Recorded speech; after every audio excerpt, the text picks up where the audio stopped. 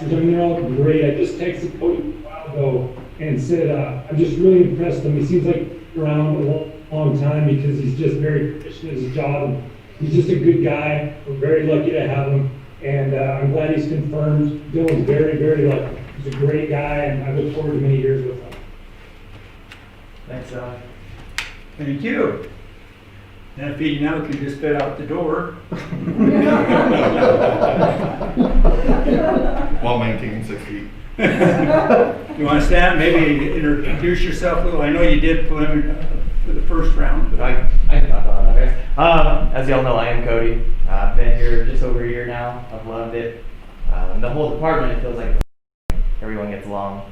And just, it's nice to work with people who, I mean, when I come to work, it's not like, oh crap, I have to go to work. So, Donnie's been great.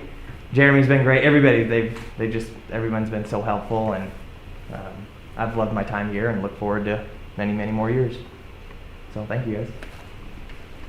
Does the council have any questions? Call for the question. Questions we call for to accept the appointment of Cody Plattner to the full-time police officer. All those in favor say aye. Aye. All those opposed say nay. I take that as unanimous. And I think that's it, because you've only been ready sworn in, so let me shake your hand, or we can shake. Welcome to the force permanent. Thank you, sir.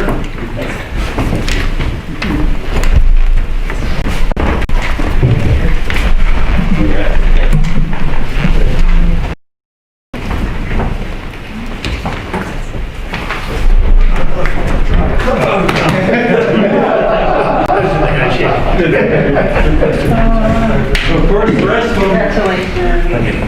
Of course, there isn't many of them. Two of you can go. Yeah, no, we're on duty, so. Kathy, you guys later. Thanks for coming down. Thank you.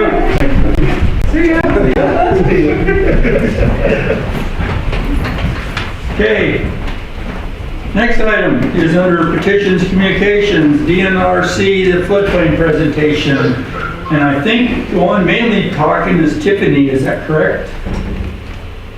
Yes. Yes.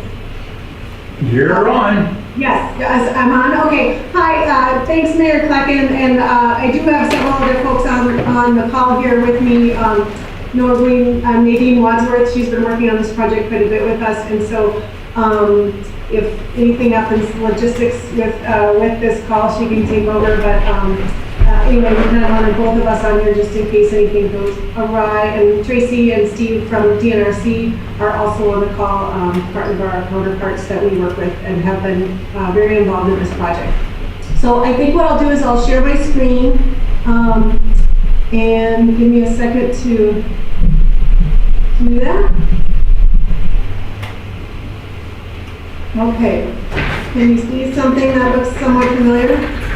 Here we go. Okay, great. Don't worry.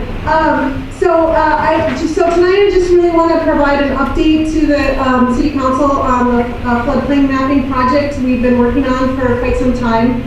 We were here, Nadine and I were here meeting with you about a year and a half ago to talk about that project, and we're now a little bit further along, and it's time to give you an update and kind of talk through sort of the next milestones of that project.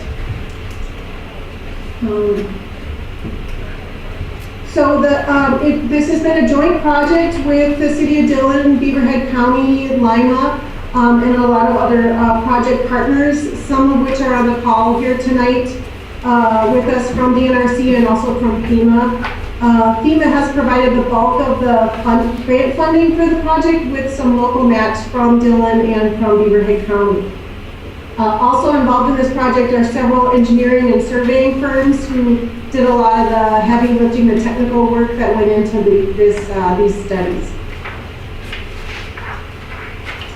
So we're talking tonight about floodplain maps, and I just want to kind of take a step back and talk about what the purpose of having floodplain maps is, and really it's to help identify areas at risk of getting flooded.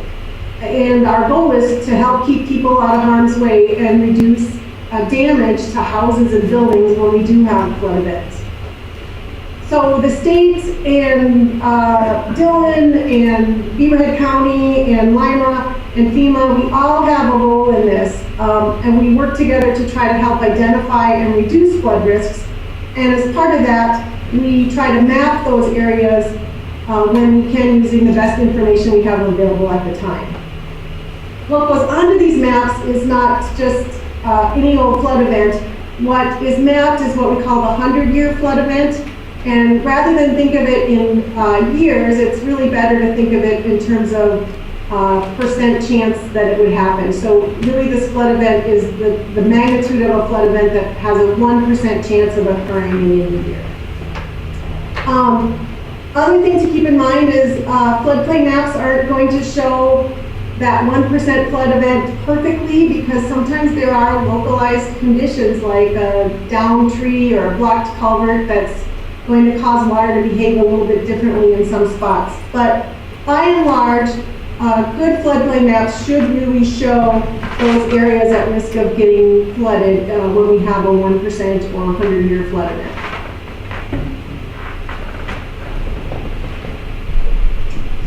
The floodplain maps that you have in the city of Dillon and in Beaverhead County are FEMA flood insurance rate maps, and you use them in the town, or in the city rather, to determine where your local floodplain regulations apply. So because you administer floodplain regulations in these areas that are mapped as this high-risk floodplain, federally backed flood insurance is available to anybody in the city of Dillon, because you manage those high-risk areas through your floodplain regulations. But the maps also get used by a number of different different entities. They are used by insurance agents to determine flood insurance premiums, and they're used by mortgage companies to determine if a house they're financing has a risk of being flooded. And they're also used for emergency planning and other types of planning purposes. So we recognize that really they should accurately reflect what's at risk of getting flooded. So it's important when we have the opportunity to update those if there's better data available or if there's been some change in the area that needs to be reflected. Okay, so zooming out to Beaverhead County as a whole first. Not all rivers and streams in Beaverhead County have had a flood study or have floodplain maps. There actually are only a few spots in the county, and one of those, those are those two boxes that you're seeing there. So the area that really concerns Dillon is the Beaverhead River and Blacktail Deer Creek areas have had a flood study in the past and have floodplain maps, and also some mapping done by Lima. So those were done in the 80s. So those are your current floodplain maps. The county also has some mapping on the Big Hole River. I know that's not part of the city of Dillon, but I just wanted to kind of let you know that for awareness purposes. A little bit of a mixture of some mapping from 1986 and then some more recent in 2015. So let's zoom into Dillon. This is a shot of your current floodplain map. It was produced in 1982, and as such, it was really the information on this map is based on survey and engineering data and study that was done in the late 70s. So it's pretty dated, but that's your current map. It hasn't been updated since then.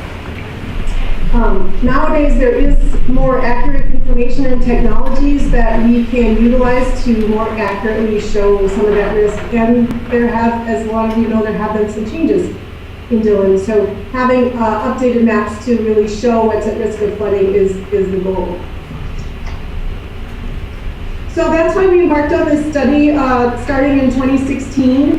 We worked with the county and the city and Lima and FEMA to identify those areas to get an updated study. And all of the colored lines here are the stream, kind of the stream center lines of those areas that we did updated study work on. So you'll see it's the city of Dillon is just a part of that, of a larger study project within Beaverhead County.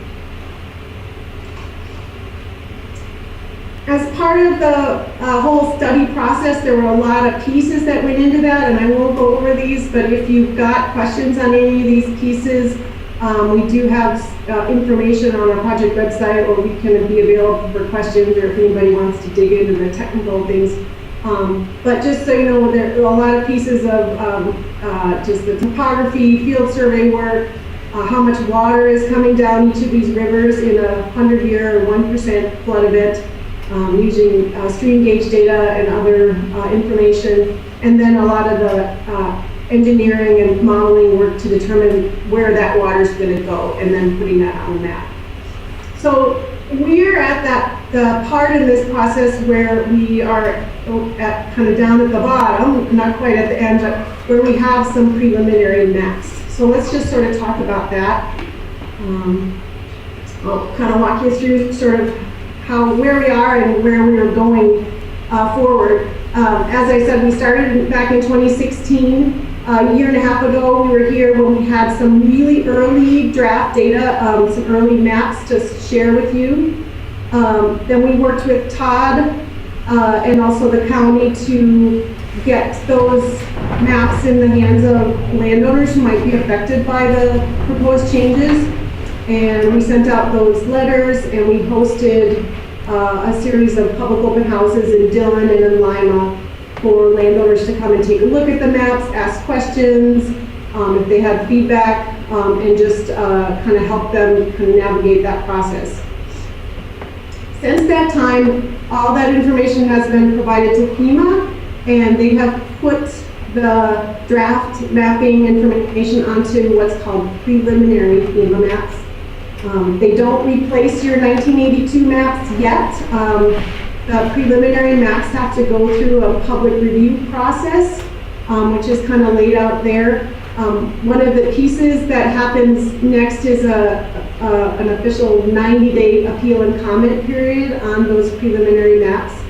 So people can provide comments, or if they have other data to dispute the information that we can look at, and if there are any revisions needed to be made, we'll make those after that comment period has closed, and then we'll start to get the maps finalized, and then eventually effective to replace your current 1982 maps.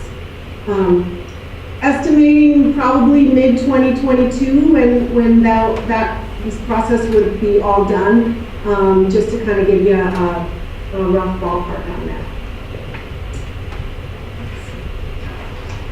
Okay, so you got a whole set of preliminary paper maps. Todd should have them in his office there. These are the preliminary FEMA maps I talked about. And what they're showing is the same thing that was shown on those draft maps. It's the extent of that 100-year floodplain. Again, think of it in terms of a percent chance of occurring rather than in years.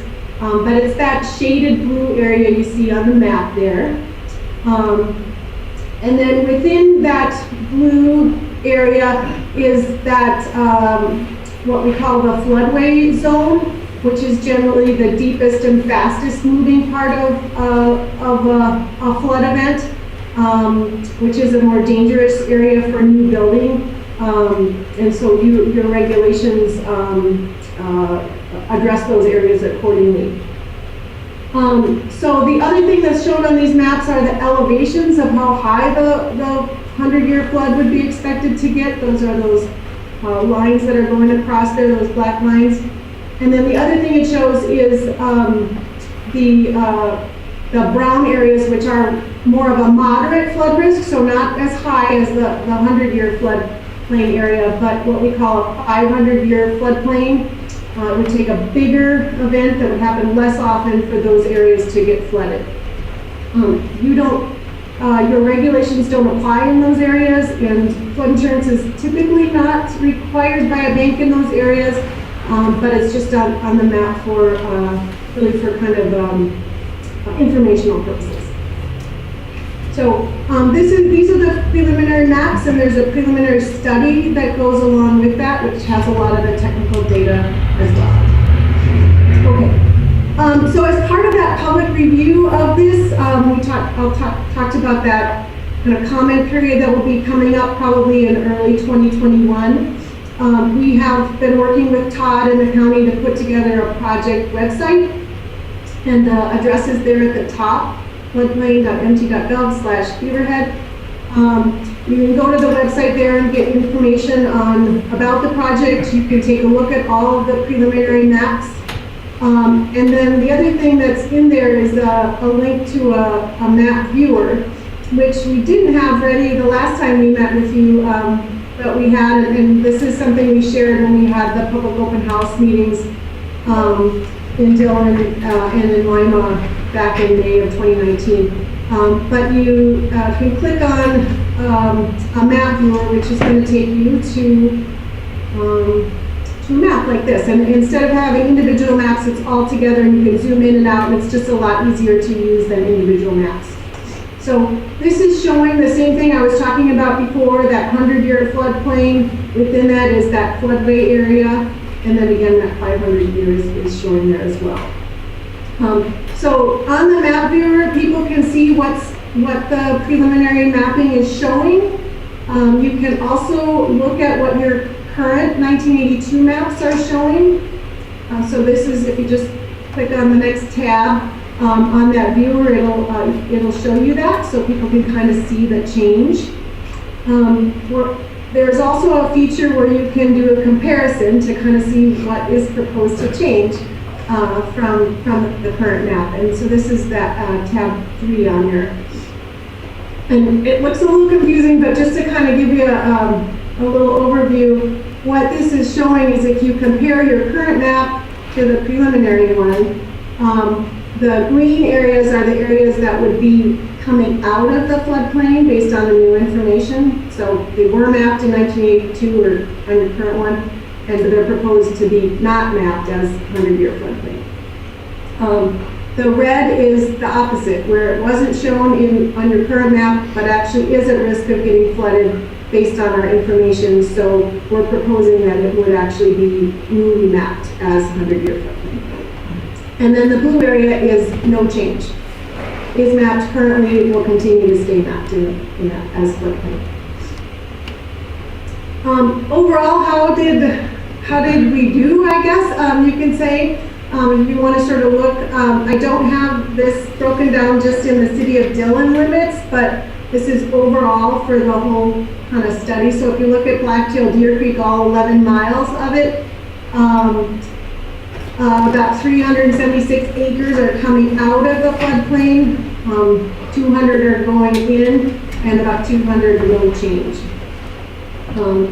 If you look at the Beaverhead River and you have both rivers coming through the county, or through the city a little bit, it's a much larger study, I think like 70 miles, but there was some new areas that had never been mapped before, so you just have to keep that in mind when you're looking at these numbers. But just some changes to kind of show you what those changes are in terms of sort of overall land area. The end result is really what we want is more accurate areas shown in these maps of what's at risk of getting flooded, and I think that's where that is where we're going, and that's what these maps are showing. Okay, a couple more quick slides, and I think I'll be done here. We do, as part of this, we did develop some outreach materials to help a landowner understand what does it mean if I have property in a 100-year floodplain. What does that mean for me if I want to build something new, or what does it mean if I have a mortgage in terms of flood insurance? And so we have kind of laid that out for each of those different areas, the 100-year, that floodway, and the 500-year areas. I'll just walk through this quickly, just sort of in general, what is on those sheets that you can get on the website, or Todd has those in his office, is that we're just reminding people that you do have regulations that apply in those 100-year floodplains, and that a floodplain permit would be required if you're going to do any new construction or new development. And any new construction needs to be 2 feet above that flood elevation to make sure that it's safe in a future flood event. These are just kind of some highlights of of that. And then if you're improving an existing structure, much like other kind of things, it may need to be brought up to current standards if you're doing a major improvement.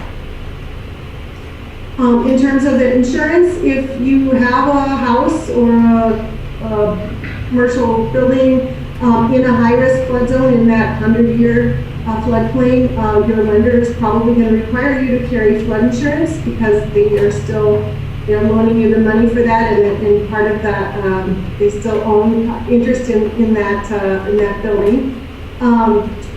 In those lower risk areas, it's not required usually, but certainly recommended. And that because you manage your floodplains in the city of Dillon, anybody flood insurance is available to anybody in the city, even renter. Okay, so just next steps, really where we're at sort of in this progression is that we encourage you to review the preliminary maps and the study and to share the information and the upcoming comment period with the public and with affected landowners.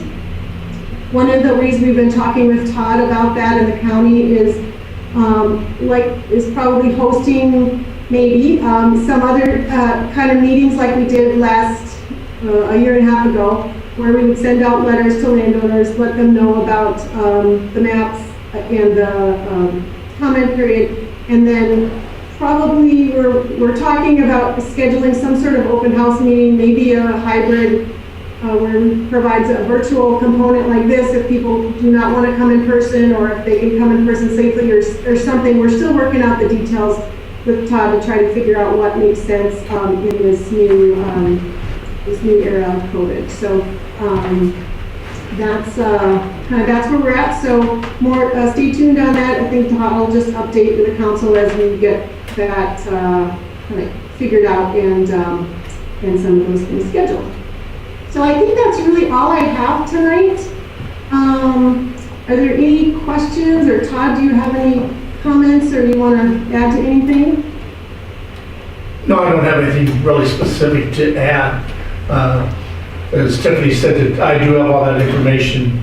So if you'd like to come by the office, I can give them to you, make copies for you. And then, or also I can email some of the plans to you, or the floodplain maps, the preliminary ones to you as well. So. Or we can look on the website. Or you can look on the website as well. Yeah, that's. Any other questions?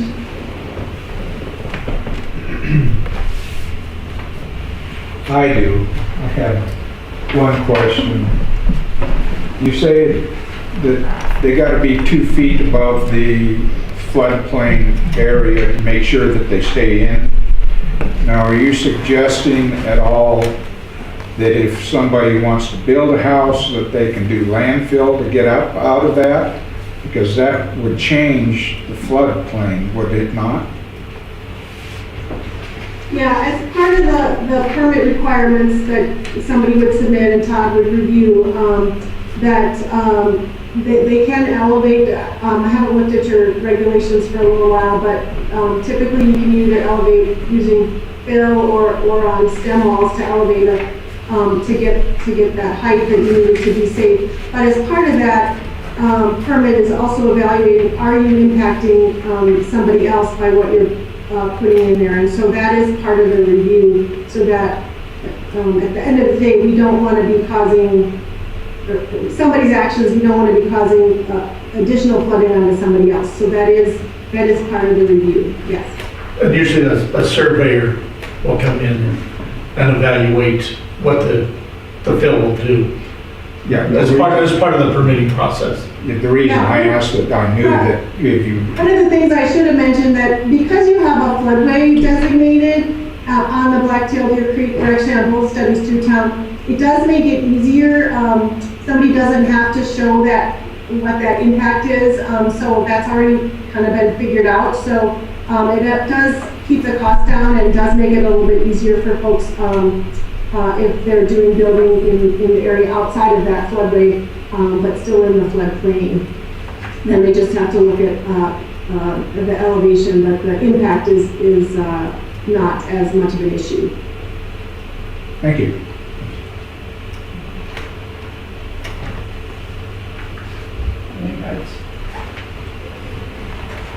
Thank you for the presentation. Very well. I hope to hear from you soon. Okay, sounds good. And I do want to say a shout out to Mike Regan for last time. He did a great coverage of our last meeting, and so I appreciate having that news coverage, and I see him on this meeting here again. So thanks, Mike. Thank you. Thank you all. Thank you, ladies, appreciate it. Not another fire. Okay. And you're welcome to hang around and listen to the rest of the meeting if you'd like. Okay. We'll see.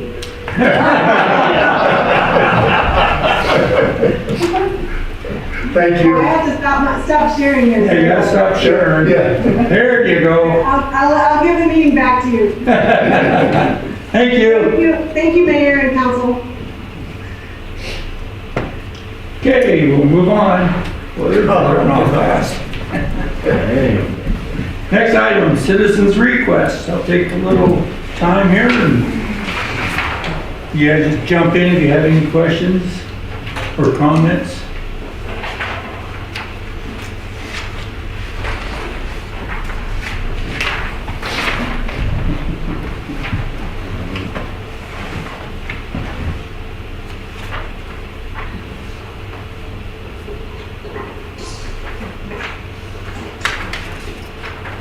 As you're looking through this, one of the things that the Health Committee looked at yesterday and is if you look on the second page, 11064, there's a dog. Dog's at the house, and I know President Hand has brought it to our attention several times about things that keep repeating. Well, we're looking at changing some of the ordinance a little bit to make it more efficient to address those type of issues. And I know the health board had some discussion of that, and then I followed that up with some discussion with Nick Guchek about some different possibilities that make it more efficient, that we can address those issues not months away, but immediately, so. I do like the top of page 2, 436 South Dakota. If you don't read the front page, it looks kind of interesting. That's pretty dismissive. It's the whole street.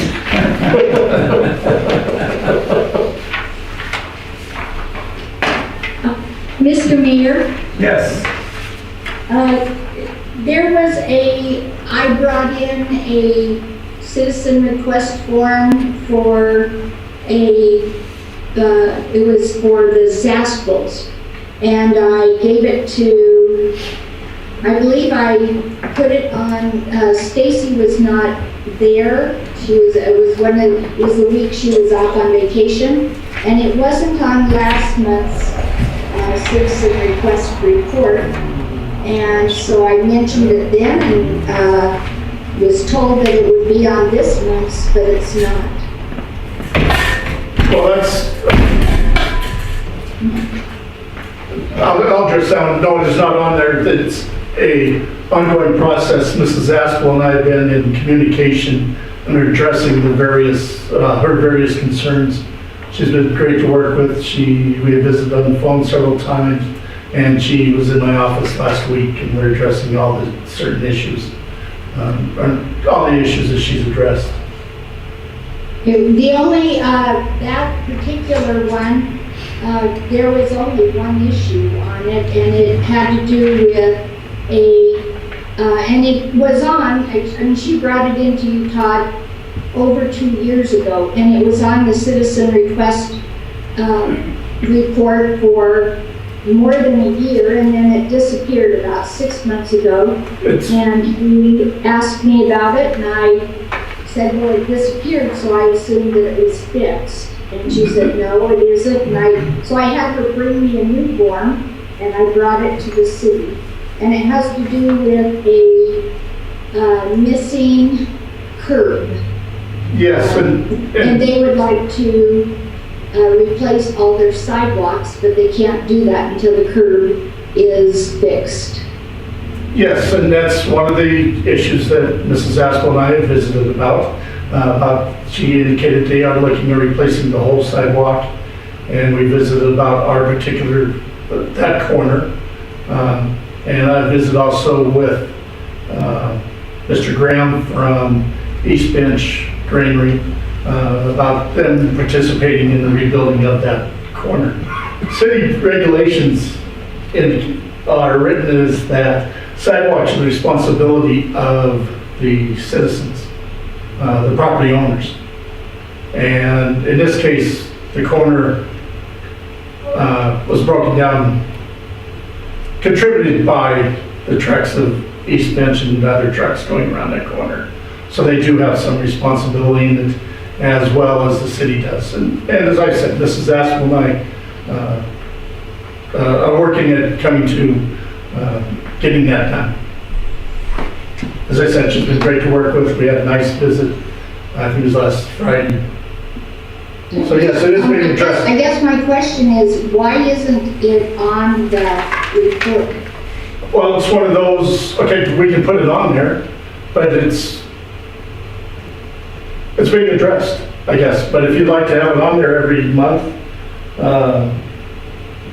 that's fine. We'd be happy to put it back on there, but it's not going away. Mrs. Haspel will not let it go away, which is great. I guess I thought that that's why we had citizens fill out that form. They do, but it's being addressed. Slowly but surely, but a lot quicker now. And I would appreciate it if it would be put back on the form on the report until it is fixed, please. Okay? No Thank problem. you.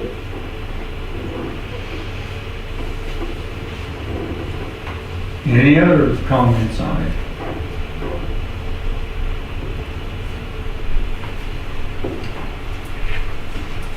Okay, we will move on. Thank you. Reports of officers and boards of the city, library board. I know Matt's on, so you want to just say hi? Sure, thank you, Mr. Mayor. It's good to see everybody. We did have a meeting in September. However, those meeting minutes are not in the packet. What is in the packet happens to be the August 26th meeting minutes from 2020. If you look through there, I was not at that meeting, so if there are any questions about that, I can certainly peruse through these minutes and answer any possible questions, but is Lori Later in the audience this evening? No. She is not. Okay. She informed me that she might be there tonight to screen any questions and give you any updates. But I ask for your approval for the meeting minutes from August 26, 2020. Move to accept. Second. It's been moved by Ross, seconded by Bill. Discussion.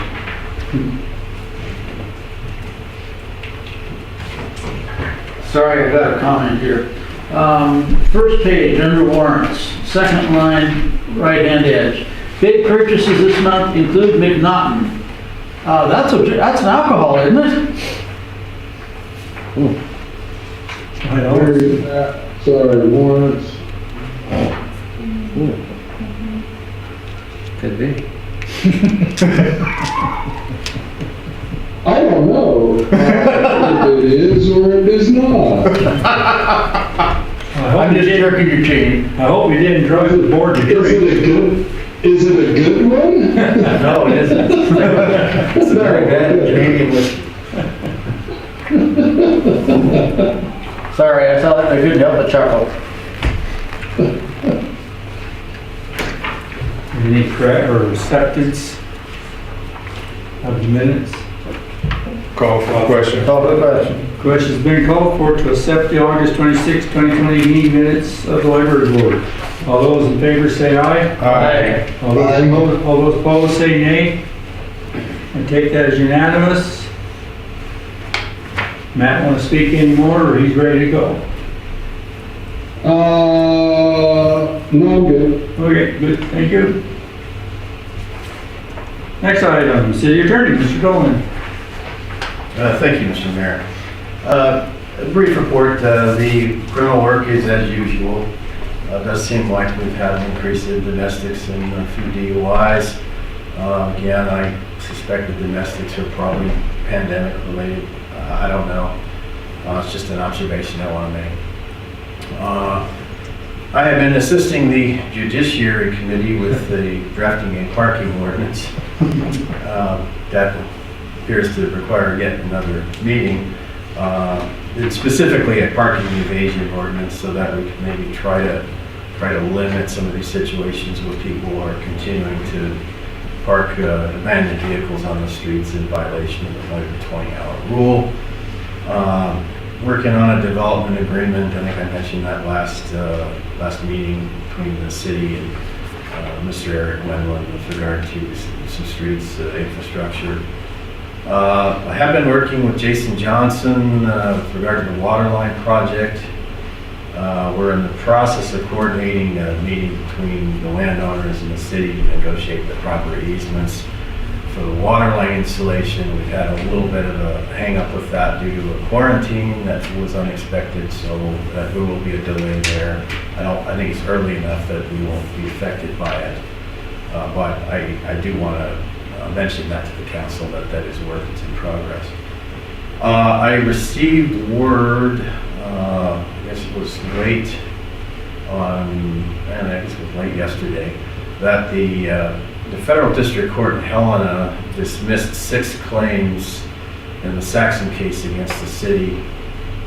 There are 2 claims remaining, and I won't get into any detail on those just to preserve the city's position in the litigation. But that's good news.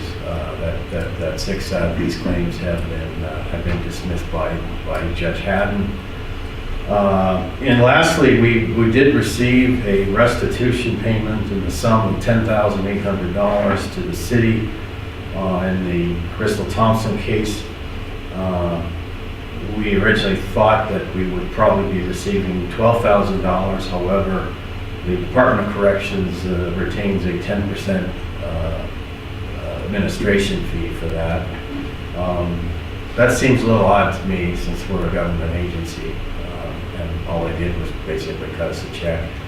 I'm not trying to be critical of DOC, they have their administrative rules and all that, but it just makes me wonder if maybe there's some way that could be addressed, which I'll take up with the mayor and we'll see what we can do. So, other than that, folks, I don't have anything further. What's the city's responsibility in the current litigation that's going on? Other than presenting evidence, anything? Other than cooperating with the assigned counsel, that would be about it. I think the 2 claims, when you look at my notes here, Mr. Mayor, believe would be, I guess there's only one remaining claim with the city, and that would be a claim of failing to supervise and train an officer. So that just requires cooperation with the council. I didn't know what our exposure was going to be on that adventure. There is, I neglected to mention that there is an order in that order to dismiss those 6 claims. The court apparently wanted to hear arguments with regard to qualified immunity. So it's possible that the other 2 claims could be dismissed on the basis of qualified immunity. In other words, that neither the city nor the officer involved exceeded their authority when they did what they did. So, and therefore, there can't be any liability because of qualified immunity, which is basically a doctrine that prohibits officers from being sued personally for doing their job. Okay. Otherwise, nobody would become a peace officer. Understood. That's just one of the privileges that law recognizes. So let's, I don't want to say anything further. No, that's fine. So I just trying to explain that as best I can. Is there anything coming out of Mr. Pierce's trial that would affect us? No, not that I believe. Thank you. Any other questions? Thank you, Jim. Yeah.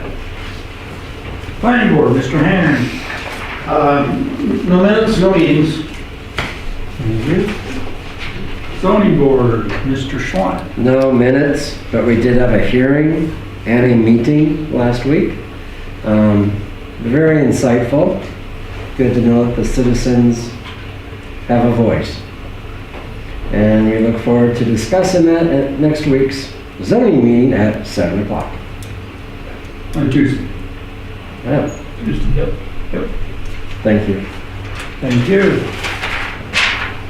Director of Operations, Mr. Hazelbaker. Thank you, Mr. Mayor. Hopefully you noticed this morning, if you drove down Montana Street, we now have the blue line painted in support of our local law enforcement. And it's great. Need to again thank Jack Eddy for his letter and bringing that idea forward. And also like to thank Corey Birkenbuell and Ron Carroll for their participation. They came in this morning and helped the Dillon crew get that project done. So they had it done by about 7:45 this morning. We started a little after 7, had it done before 8. So that's a nice recognition again for the local law enforcement. Water department, kind of a heads up, sewer project. We talked, I think the last meeting I talked about in front of Rocky Mountain Supply, where we have a broken water line, or excuse me, sewer line, working with Ari Miller, and we're looking at possibly next Wednesday doing that project. It takes some coordination with Ari Miller, state, the highway, and then with our crew. So we're looking, trying to get all the pieces together to make that a successful project. Not sure the time of day. There's some discussion about maybe doing it at night when there's less flow, less usage. But again, that's all that needs to be worked out. And we'll have that done by the first part of next week. The bus, we had a compliance review with the state last Thursday. About 2.5 hours, a gentleman came in and went through about 88 pages of review, and they just found some minor findings, such as we have 2 buses. We keep the work schedules, the work on the bus all in one notebook. Can't do that. You keep them separate. Those type of things. They'd like to see some of the notes that we keep on computer. So it's just that type of stuff. And then also there's a class, an online class that they suggested I take. So hopefully get that done in the next week. Planning board, I know that there wasn't a report, but we received the CIP. It's moving forward. Received a proposed survey. So the planning board will be reviewing that in a meeting probably the next week or so.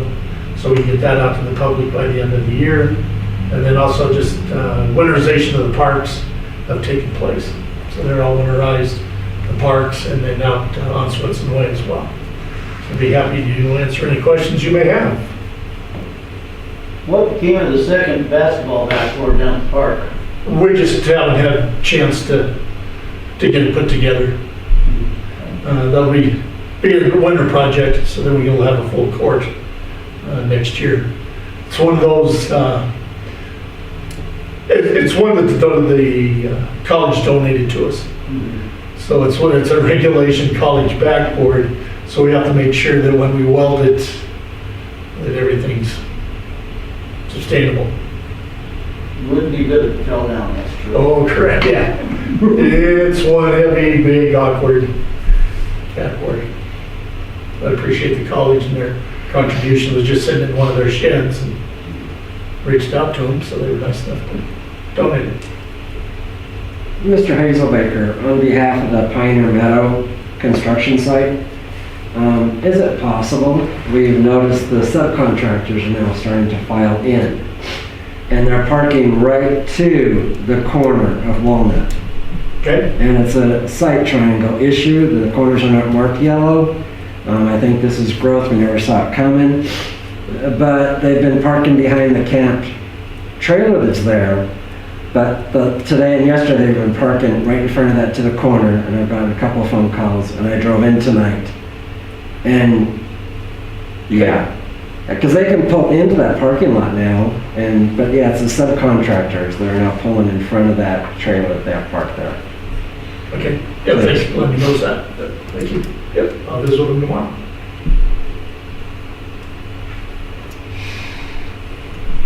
Anything else? Thank you. Thank you. Police Department, Chief of Police Giverson.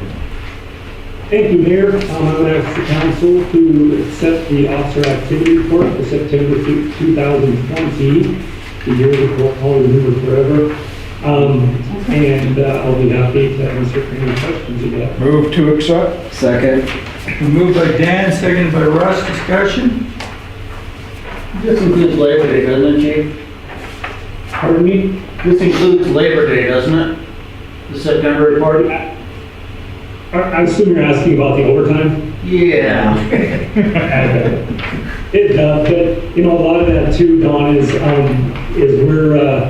we're experiencing with quarantines and things like that, that's what that COVID CARES Act money we got for was overtime, so when people are quarantined, we're able to fill those shifts and stuff, so I think there's a little bit of that as well.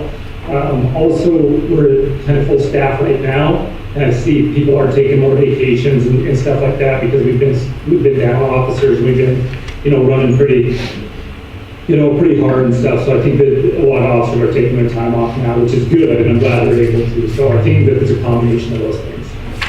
Thank you. Any other questions? Mr. Mayor? Yep. Chief Giverson, could you explain the asterisk after the 25 for felony violations?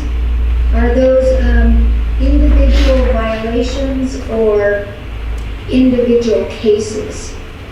Those are individual cases, so they may have more, they may have more than one charge in them. So even if a lesser included offense is attached to that case, so say you have I'm just gonna say this as one people, like a homicide, then on top of it, you have a jaywalking ticket, the county attorney prosecutes both. So, not that jaywalking would be prosecuted, but what I'm saying is so it would be citations. And I talked to Russ Michaels about that data. The reason, the asterisk there, it has the explanation in the bottom, just active cases that were working that have been charged. So it doesn't include the ones that we're investigating yet, because you can't really put a number on those because they're not actual cases until they are charged out and we have the probable cause and the proper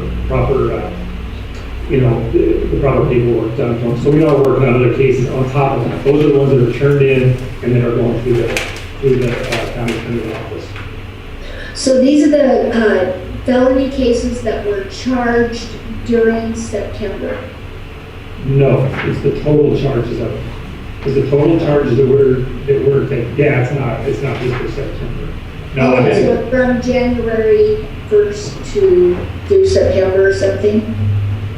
Yeah, probably pretty close. That's why I've explained in the past, it's really difficult with those because you can't really consider them a case until the charging documents are done. So, there's times we'll work on a case for 6 months and you turn it over to the county attorney's office and it's, they give you and Jim can back me on this too, because his office does as well on misdemeanors, is, you look at it and realize that maybe it's not worth going after, or there's some issue with it that we can't go forward. So it's kind of a check and balance thing, and it's difficult to include all those. So I did the best I can with what we have.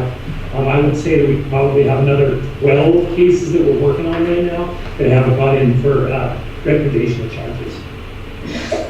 Well, and I think I counted that you had 5 felonies that were charged out in September, I believe.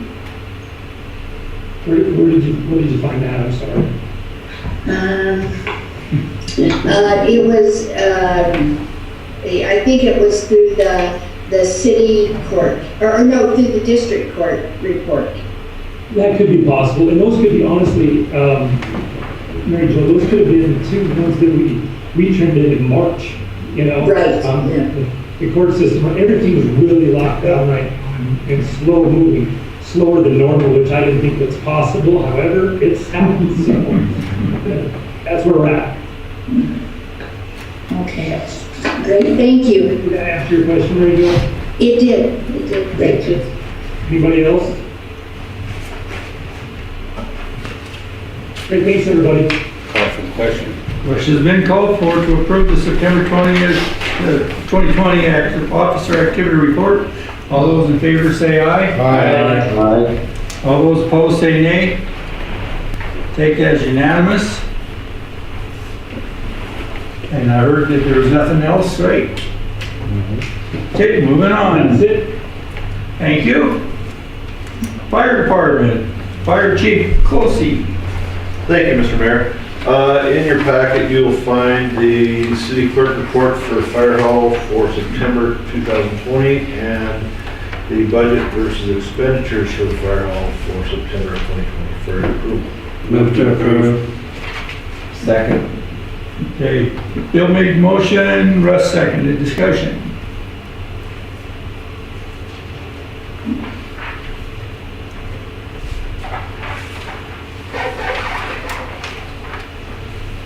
Call for the question.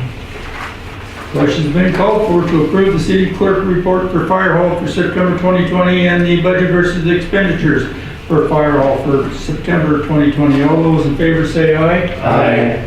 All those opposed say nay. I take that as unanimous to vote.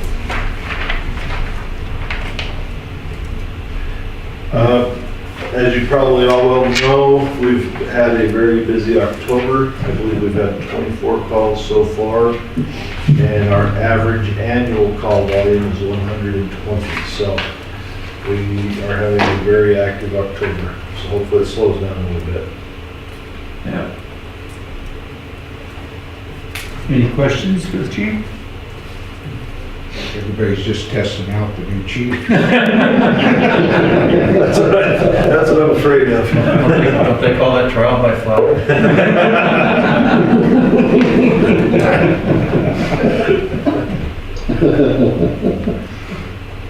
Okay, we'll move on. Thank you. Thank you. No city court, no treasurer reports. Tree board, no real report. You had a meeting though, you know, right? Right, we had a meeting, but I don't have minutes yet. Thank you.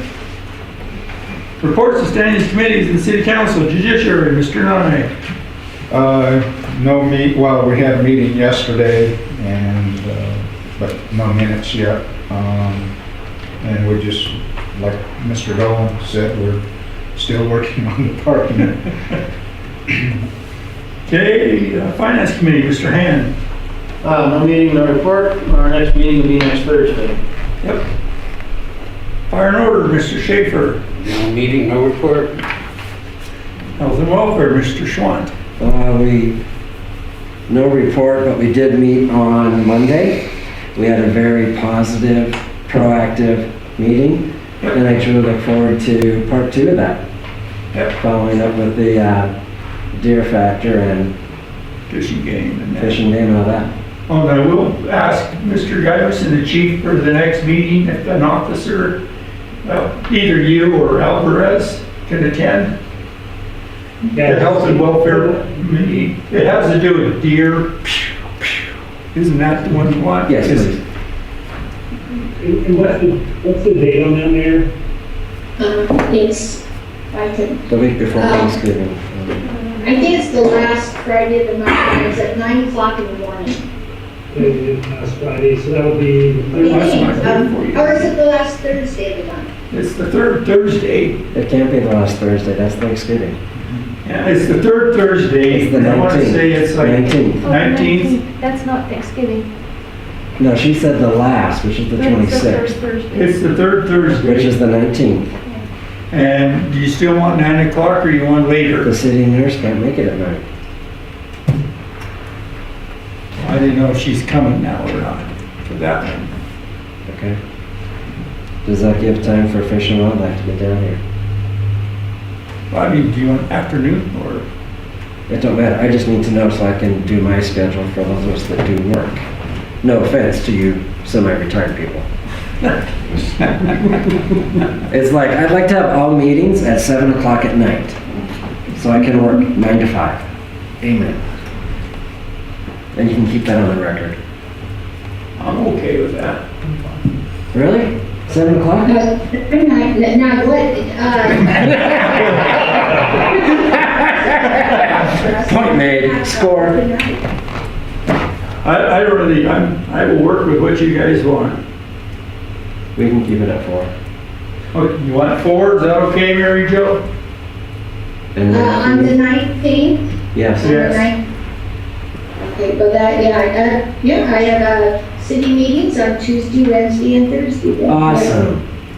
And so, and if he's around in town, maybe try to attend versus Zoom if you could. Yeah, I can definitely do the Zoom if I'm not in town. Okay? Thank you both. That's the 19th, next month in November. Correct. Thank you. Yep. That concludes my report. Cemetery Committee, Matt.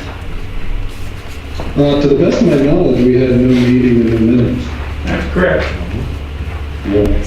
Thank you. Parks Committee, Ms. O'Rourke. Let me see. I think, we won't be having a meeting in November because we had 2 meetings in October. And, you reviewed those and approved those minutes at the last meeting. Thank you. City Hall, Mr. Graham. No meeting, no minutes. Thank you. Street Alley, Mr. Nye. Yes, before you have the minutes for October 5th. Ask for your approval. Move to approve. Second. Been moved by Russ, seconded by Bill. Discussion?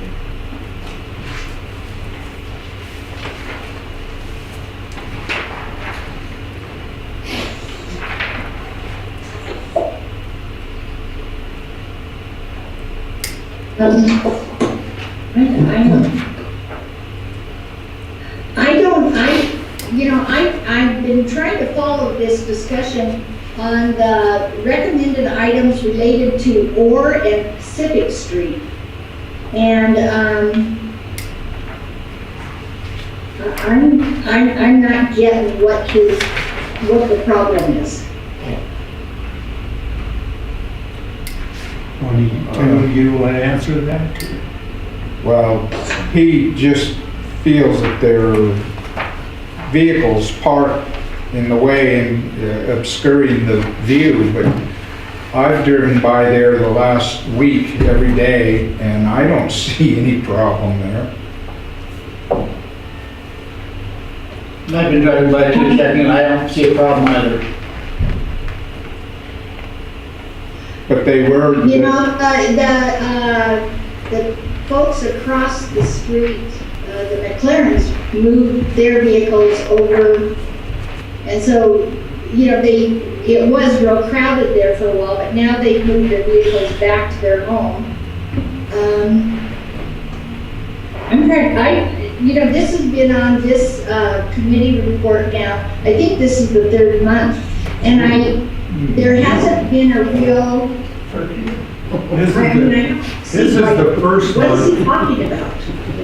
Well, this is the first month it was on. We've had some other ones there that were on more, like number 1 was on. This would be the 3rd month for that one, but no, for the Orr Pacific, I waited until we could get the chief, and then he wasn't there, all the rest did come though. And so we was able to put it on that meeting. Okay, there is, he came down and spoke with a couple neighbors and kind of indicated to them, to the Singletons, which own the house on the corner of Orr and Pacific, that possibly their trees would be cut down. So she came to my house and I said, no, not to my knowledge would her trees be cut down. So That's the first I've I heard don't of want that. this one, I too. don't want this one to get away from us, okay? Mary Jo, can I ask a question? Sure. When you say he, who are you referring to? Mr. Wassel. So am I to assume correctly that by your statement, Mr. Wassel, he came down and talked in person to some of your neighbors? Well, to Jean Singleton, and Jean owns she owns 3 or 4 houses in Dillon, and he was concerned about, at that time, he was concerned about the tree that's on the corner of Pacific and Orr covering up the stop sign. So she had that tree trimmed. There is no stop sign there. Yield sign. Or the yield sign, okay, the yield sign. And she had the tree trimmed. And that's the first I've heard about that. And Mr. Wassel never mentioned anything about a tree when he. No, he did not. Right, So sorry. just citizens complaint. So I guess my big question is more of being a pain in the butt, but how recently did he have a conversation face to face with an individual in public? I'm not really sure. Jean Singleton called me, I would say a week ago Monday, and just said she wanted to check and make sure that the tree was okay. She had had the tree trimmers come, and she wanted to make sure that it was okay. And I called Tim Egan and asked him to go down and check the tree and make sure it was okay. And I just want to make sure that we don't end up losing any trees there. And none of that was discussed. Can I interject, Mayor? Sure. So, I feel that maybe it's kind of gotten away a little bit. I know that Assistant Chief Alvarez dealt with the parking issue, and also I don't think there's any impeding it all, so I think it was handled from our end. Everything looked fine and dandy as far as, I have no reason to believe Assistant Chief Alvarez didn't handle it, so I think it's kind of dead there. Good. Okay. Great. All right, so now I'd like to pose a question to Attorney Jim Dolman. Jim, are you picking up where I'm going with my line of questioning? Explicitly. Okay, I just want to make sure that was keenly aware. The only other thing that I've got to ask regarding the minutes, is there a particular reason that the chronological order seems to be out of order? Yeah, the person that came in wanted to, the council committee members wanted to put them first because they had some other things to do. And so they moved the agenda that I produced without knowing any of that items. So they decided to move item 2 first. So the lady that was here on that wanted to be because she wasn't feeling that good, if I remember correct. Yeah. Right. So, She's present under quarantine. oh my God.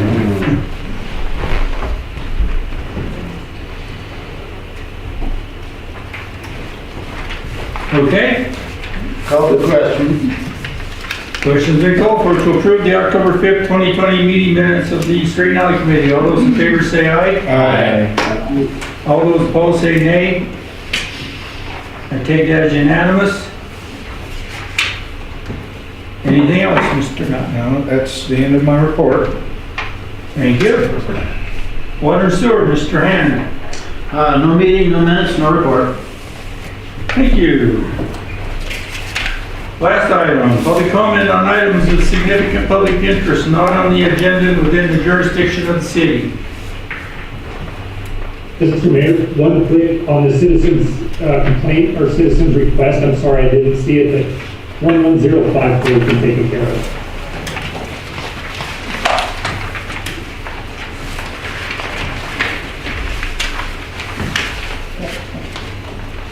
Say the number again.